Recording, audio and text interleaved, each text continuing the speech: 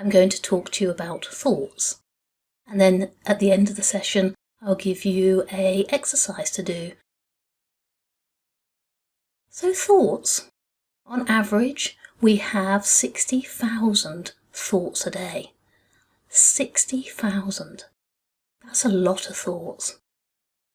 And they say that's about the minimum amount of thoughts. And if we're feeling stressed or anxious, we will get more thoughts.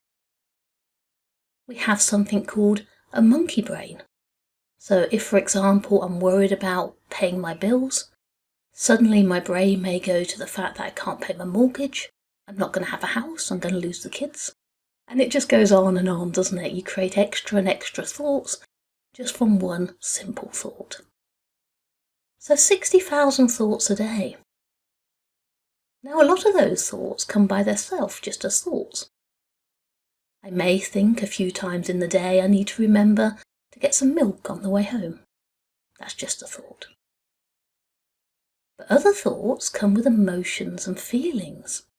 So I may be worried that I have ill health, and from there I may get worried and upset and end up winding myself up. So thoughts are like clouds in the sky. A thought will come like a cloud will come, and then it will just drift on by and go out of your mind. So if we think about thoughts just as that, as a cloud in the sky, you can see them coming into your consciousness, even give them a name, milk, and then just let it float on by. Other thoughts, what happens, they come in like a cloud, but then we sit down on the cloud, get comfortable, and start having a conversation with them. And when we do this, this is when it can cause emotions and feelings, which can then cause our behaviour. Now stress is born from thoughts, isn't it? If you're thinking about something, you then start worrying about it, you can then start winding yourself up. So thoughts can cause mental and physical illness. Quite often, if I get stressed out, I will get a sore throat or a migraine. And that's purely caused by the thoughts that I'm thinking. So it's very important to be able to understand your thoughts and how perhaps to control them a little bit more, which will then in turn help us with our physical and our mental well-being. So it's about thinking about your thoughts, you say, as clouds floating in the sky. You can allow it to come up, decide not to have a conversation with it, and then let it float on by. Now in the next section we're going to have a look at meditation. Meditation is all about thoughts. When we're meditating, we're deciding to concentrate on our object of meditation, which could be breathing. So when a thought comes in, we say to the thought, I'm not going to think of you at the moment. I'm going to go back to my breathing. Now, wow, how powerful could that be? If you could decide which thought to have a conversation with and which thought to let float on by. When I first started mindfulness, my first mindfulness teacher that I had, he said, you are not your thoughts. And I thought that was a strange statement at the time. I thought, of course, I am my thoughts. But I'm not. I am my behaviour that is caused from my thoughts.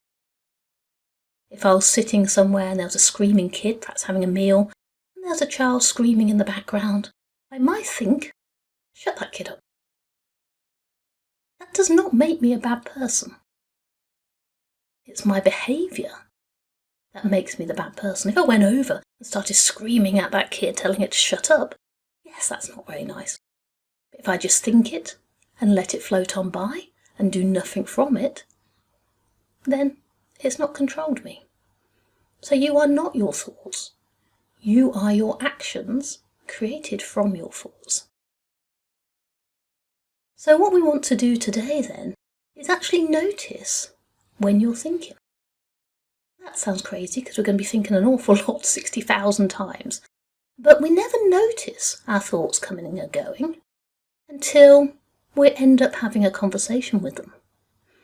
So probably we start getting stressed out, start getting worried, and we notice we're feeling that in our body, and then we look at what we're thinking.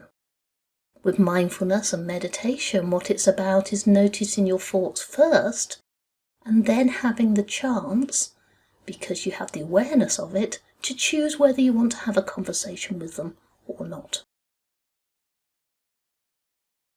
Now, thoughts can make us physically ill. They can give us a sore throat, they can give us migraines. There's so many illnesses that are caused by stress, and stress is just your thoughts. So by noticing your thoughts right at the beginning, and then deciding whether to have a conversation with them, is very, very powerful. So that's what mindfulness really is about. I want you to notice when you're thinking and what you're thinking about. And at that point, think, do I want to think of this at this moment? Or do I want to let it float on by? Becoming aware of when you're thinking, and then having the choice to choose whether to have the conversation, is very, very powerful. So have a go at doing that. And I'll see you for lesson 4, which will be about meditation. Bye-bye.